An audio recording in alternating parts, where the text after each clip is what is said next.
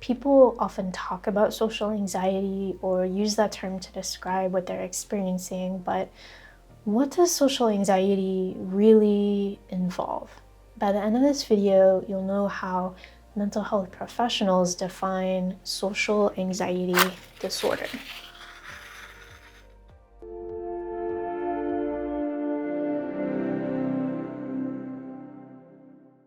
My name is Dr. Parke. I'm a psychologist for youth, and here at Through the Waters, we nurture youth mental health. One of the ways mental health professionals think about social anxiety is based on a big book of mental health conditions called the DSM-5. That's kind of like the big book of diagnoses. There are plenty of philosophical debates about this book that are beyond the scope of this video, but what I'll focus on for now is the straightforward definition of social anxiety disorder according to the DSM-5. And by the way, it's also called social phobia. We use those terms interchangeably.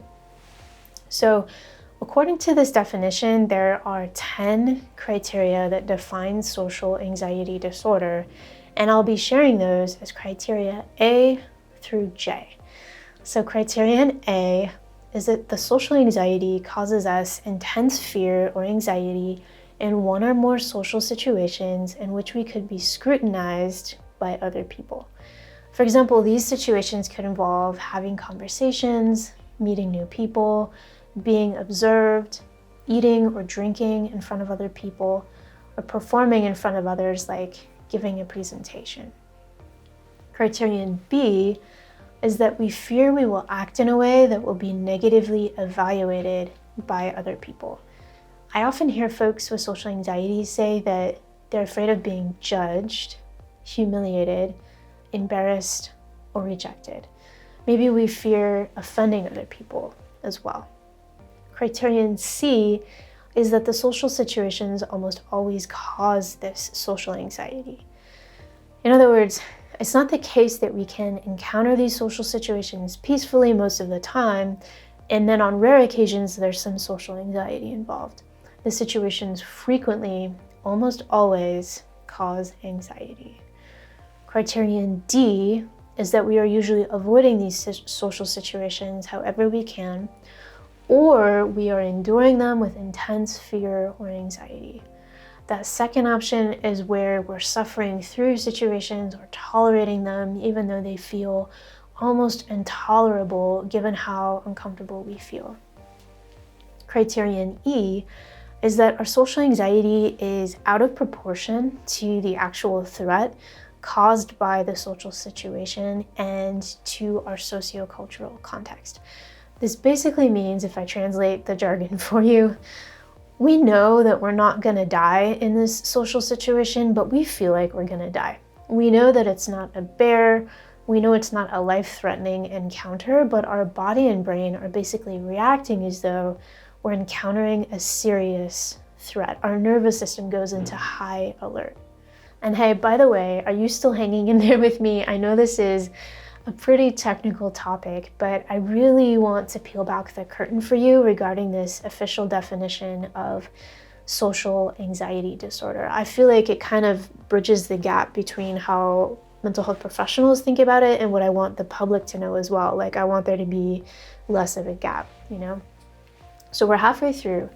And by the way, if you're finding this video valuable, please like and subscribe so you don't miss out on our future mental health tips and education.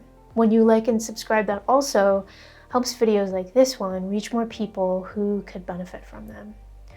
Okay, now I'm gonna share 2 more specific criteria, and then the last 3 criteria I can summarize as a group.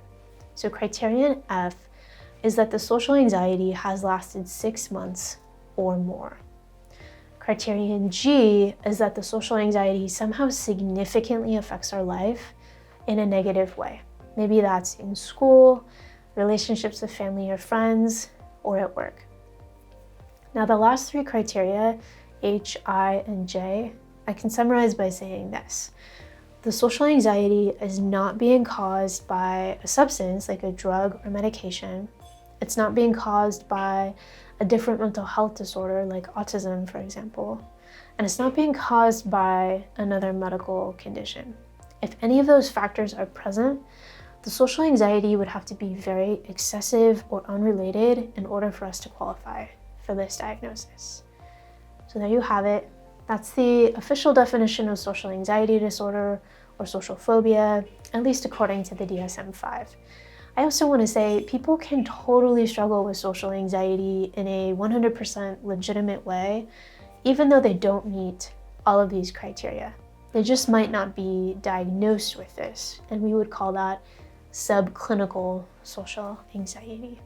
My intention here is to validate your experiences with some language. I'm not here to invalidate anyone's experience. If you are struggling with social anxiety and need some resources, check out the links in the description below.